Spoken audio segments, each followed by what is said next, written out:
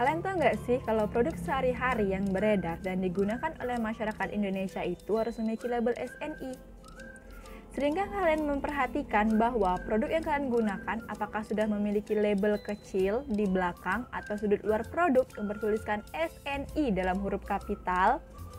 Nah, jika kalian telah menemukan produk yang berlabelkan SNI seperti itu, berarti produk tersebut telah lulus uji legalitas sertifikasi oleh BSN atau Badan Standarisasi Nasional untuk digunakan oleh masyarakat Indonesia. Mau tahu bagaimana alur sebuah produk untuk bisa mendapatkan label SNI? Yuk kita bahas di video ini melalui program Magang MBKM oleh BSN di Batik Namburan. Sebelumnya, kita kenalan dulu yuk siapa sih Batik Namburan? Jadi, Batik Namburan adalah rumah produksi batik tulis yang ada di kota Yogyakarta dan telah berdiri sejak bulan Oktober tahun 2015.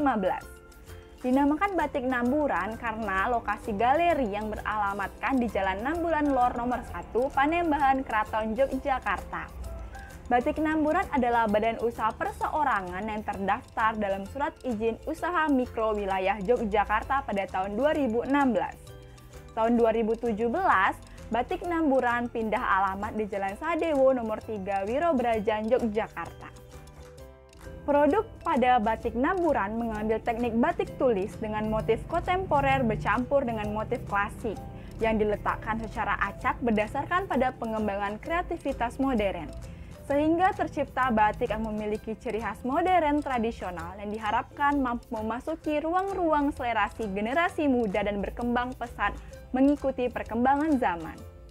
Karena Batik Namburan adalah rumah produksi untuk produk batik tulis, sehingga SNI yang akan diajukan ialah SNI 8302/2016 yang mengatur tentang produk batik tulis.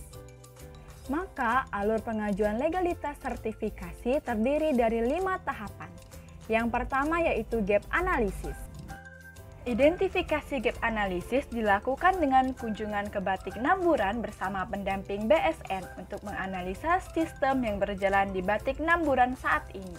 Kemudian dilakukan penyusunan laporan gap analisis dan rekomendasi tindak lanjut untuk Batik Namburan. Tahapan kedua yaitu menyusun setup sistem. Batik Namburan yang akan mengajukan legalitas SNI 8302/2016 membutuhkan beberapa dokumen pelengkap untuk mengajukan pendaftaran legalitas sertifikasi. Di antaranya pembuatan struktur organisasi terbaru, alur bisnis proses terlengkap, pedoman sistem manajemen mutu, dan SOP kerja untuk kegiatan usaha di Batik Namburan. Tahapan ketiga ialah pelaksanaan kegiatan audit internal. Audit adalah proses pemeriksaan yang dilakukan secara sistematik, mandiri, dan terdokumentasi terhadap sistem yang ada di Batik Namburan untuk memberikan penilaian dan saran perbaikan. Untuk melakukan kegiatan audit internal dibutuhkan penyusunan jadwal dan kebutuhan kegiatan audit, serta program audit dan audit plan.